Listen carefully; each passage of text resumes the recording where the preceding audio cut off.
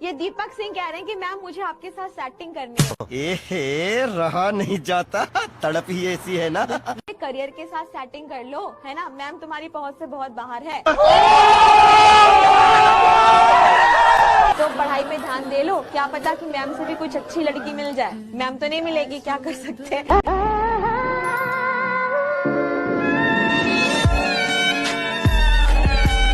नहीं बाबा, इन्हें अपना छोटा भालू दिखा दो। छोटा सा भालू, चलना यार दिखा दे। ये भी तो मिले तेरे भालू से, हम कोई अनजान थोड़ी है। दिखाता हूँ। नहीं भाई क्या कर रहा है? मैं तो कुछ और ही समझ रहा था। बड़ा हरामी हो बेटा।